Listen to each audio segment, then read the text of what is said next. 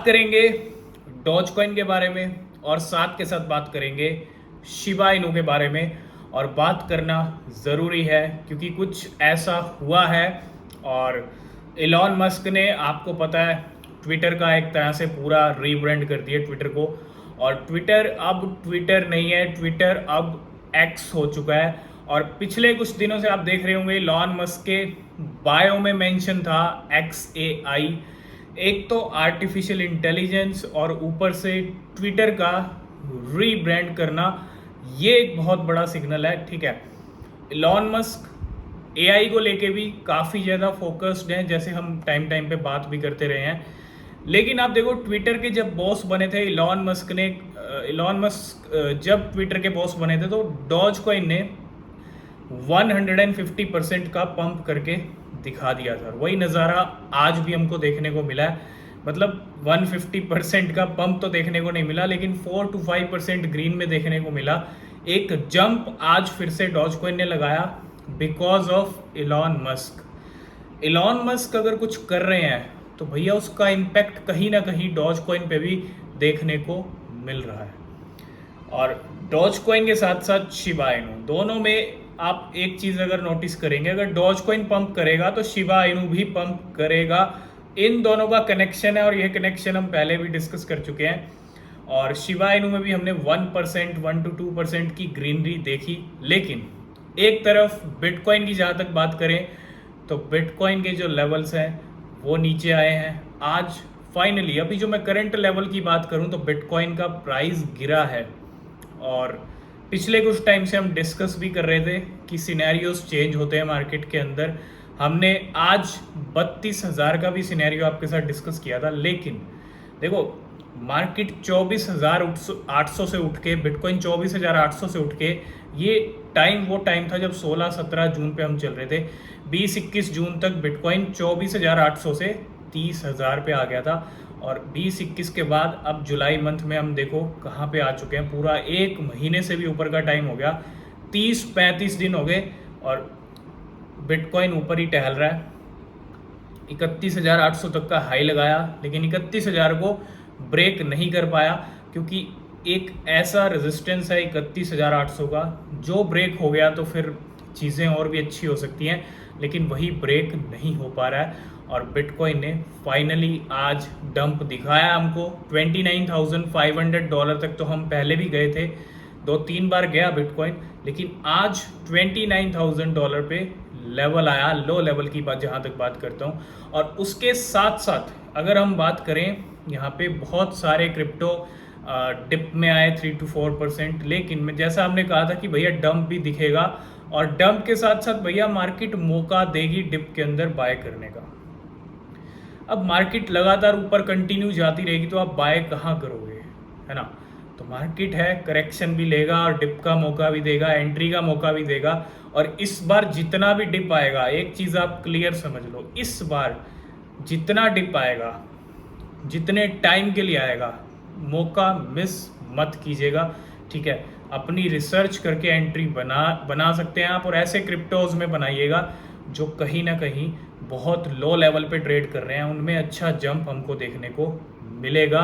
और बिटकॉइन 30 से 40 की रेंज दिखाएगा और ये लास्ट डिप हो सकता है, क्योंकि इसके बाद सीधा हम 35-40 की रेंज देखेंगे। बिटकॉइन की पूरी पावर देखेंगे और पूरी पावर से 31,000 को ब्रेक करेगा, जो है ना।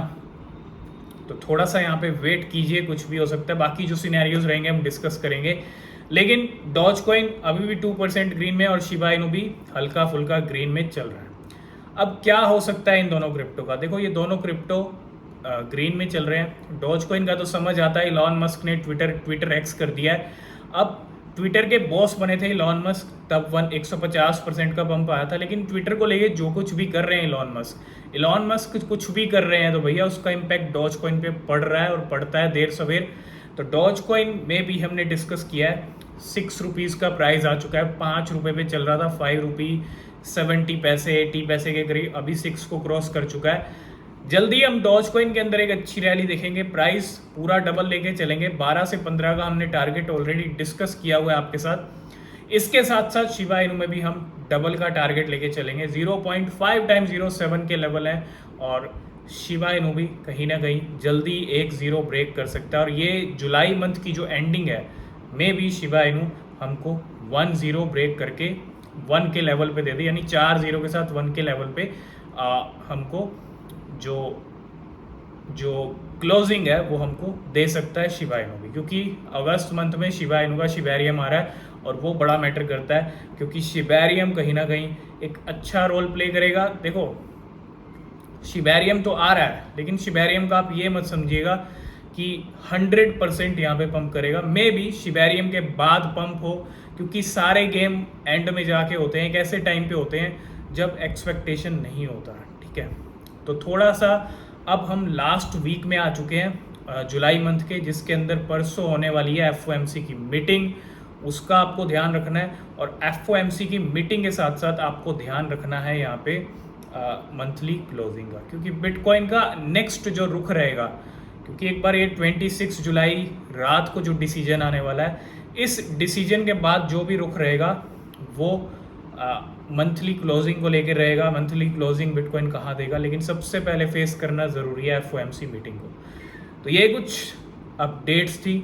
एक तो इलॉन मस्क का ट्विटर को एक्स करना, मतलब ट्विटर अब एक्स हो चुका है, और इसका इम्पैक्ट डॉज कॉइन पे पड़ रहा है, ठीक है। मे भी अभी ज़्यादा इम्पैक्ट ना पड़े, देर सवेर पड़ेगा, लेकिन उसके साथ साथ शिबा इनू में भी जंप आएगा और ये दोनों कॉइन आपको जंप करते हुए दिखेंगे। और साथ के साथ बिटकॉइन का डाउन जाना, ये भी एक कहीं ना कहीं लिक्विडेशन गेम है, क्योंकि कल 30,400 को हिट किया रात को और वापस वहाँ से गिरा 29,700 पे, जहाँ चल रहे थे वापस वहीं पे आ गए, और अब फिर से जो है उन लेवल से भी नीचे आ गया। मतलब क्या हुआ है, सिर्फ और सिर्फ लिक्विडेशन गेम हुआ है, और एक तरह से कहते हैं ना झांसा देना, फंसाना, ये बिटकॉइन ने किया है। और बहुत सारे लॉन्ग वालों को जो 30,200-400 पे लॉन्ग्स की पोजीशन बहुत सारे लोग लगा रहे थे, कल रात को बहुत सारे लोग पॉजिटिव हो गए थे बिटकॉइन को लेके। नो डाउट बिटकॉइन में हमने एक्सपेक्ट किया था कि 30,000 क्रॉस करेगा, और किया, लेकिन बिटकॉइन ने धोखा दिया है। 30,000 वहाँ पे लॉन्ग्स वालों को अच्छा लिक्विडेट किया, जिन लोगों ने टाइम पे पोजीशन बंद कर दी वो बच गए, लेकिन अच्छा लिक्विडेशन किया, क्योंकि फिर से 29,700 पे आया और आज ऊपर जाने के बजाय नीचे लेवल आ गए, यानी डबल गेम हो गया यहाँ पे। तो ये सब कुछ जो कुछ भी हो रहा है, ये एक तरह से सफाई, कहते हैं ना, सफाया कर रहा है बिटकॉइन, क्योंकि FOMC पे जो डिसीजन आएगा उसी बेस पे बिटकॉइन पंप करेगा। FOMC के डिसीजन आने के बाद रात को आएगा, तो हो सकता है 27 जुलाई को आपको पंप होता हुआ दिखे, डिपेंड करता है क्या डिसीजन आएगा, ठीक है। तो जो भी डिसीजन आएगा सबसे पहले टेलीग्राम पे मिलेगा। थोड़ा सा नज़र रखिए मार्केट के ऊपर, अगर आप ट्रेड कर रहे हैं तो थोड़ा ध्यान से कीजिएगा, लिक्विडेशन के चांसेस हैं, क्योंकि वॉलेटिलिटी रहेगी जब तक FOMC का डिसीजन नहीं आता। तो ये थी Dogecoin, Shiba Inu, Elon Musk और मार्केट को लेके अपडेट। आई होप इस वीडियो में आप समझ गए होंगे। तो किसी भी क्रिप्टो में आप इन्वेस्ट कर रहे हैं तो हमेशा अपनी रिसर्च करें, वो बहुत ज़रूरी होती है। मिलते हैं नेक्स्ट वीडियो में, तब तक के लिए बाय बाय।